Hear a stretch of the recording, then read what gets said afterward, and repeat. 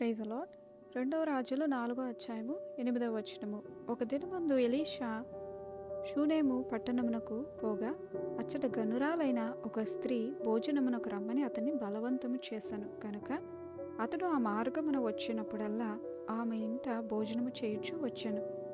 కాగా ఆమె తన పెనిమిటిని చూచి, మన యొద్దకు వచ్చుచు కూర్చున్నవాడు భక్తిగల దైవజనుడని నేను ఎరుగుదును. కావున మనము అతనికి గోడ మీద ఒక చిన్న గది కట్టించి అందులో అతని కొరకు మంచము, బల్ల, పీట, దీపస్తంభము నుంచుదాం. అతడు మన యొద్దకు వచ్చినప్పుడల్లా అందులో బస చేయవచ్చునని చెప్పాను. ఆ తరువాత అతడు అక్కడికి ఒకానొక దినమున వచ్చి ఆ గదిలో చొచ్చి అక్కడ పరుండెను. పిమ్మట అతడు తన దాసుడైన గెహాజీని పిలిచి ఈ షూనేమీయురాలిని పిలువమనగా వాడు ఆమెను పిలిచెను. ఆమె వచ్చి అతని ముందర నిలవబడినప్పుడు అతడు, నీవు ఇంత శ్రద్ధాభక్తులు మా యందు కనుపరిచితివి, నీకు నేనేమి చేయవలను?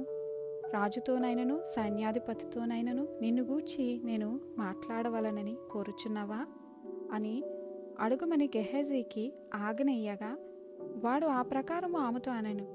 అందుకామె, నేను నా స్వజనులలో కాపురమున్నానెను. ఎలీషా ఆమె నేనేమి చేయగోరుచున్నదని వారిని అడుగగా గెహాజీ, ఆమెకు కుమారుడు లేడు మరియు ఆమె పెనిమిటి ముసలివాడని అతనితో చెప్పాను. అందుకతడు ఆమెను పిలవమనగా వాడు ఆమెను పిలిచెను. ఆమె వచ్చి ద్వారమందు నిలవగా ఎలీషా, మరుసటి ఏట ఈ ఋతువున నీ కౌగిట కుమారునుండునని ఆమెతో అనెను. ఆమె ఆ మాట విని, దైవజనుడైన నా ఏలినవాడా, అలాగూ పలకవద్దు, నీ దాసురాలైన నాతో అబద్ధమాడవద్దు నన్ను.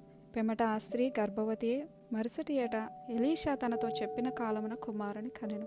ఇక్కడ గమనించినట్లయితే గనక ఈ షూనేమీయురాలు దేవుని సేవ చేయాలని ఆశపడ్డారు. దైవజనులకి ఉపచారం చేశారు. తనకున్న ఆస్తితో ఎంతో సుఖంగా జీవించవచ్చు, కానీ దేవుని సేవకుడికి ఒక గది కట్టించి తనకు కావలసినవన్నీ కూడా సిద్ధపరిచారు. అది కూడా భర్త పర్మిషన్ తీసుకొని. అయితే ఏమి కూడా ఆశించకుండానే ఆమె చేశారు. సో వచ్చే సంవత్సరమున కల్లా కుమారుడు నీ చేతిలో ఉంటారని అక్కడ చెప్పిన మాట నెరవేరబడింది. ఇది మనము కూడా మనకున్న దాంట్లో దేవునికి ప్రాధాన్యత ఇచ్చి పరిచర్య చేసినప్పుడు మనము కూడా ప్రతిఫలాన్ని పొందుకుంటాం. దేవుడి కొద్ది మాటలు దీవించునుగాక. ఆమేన్.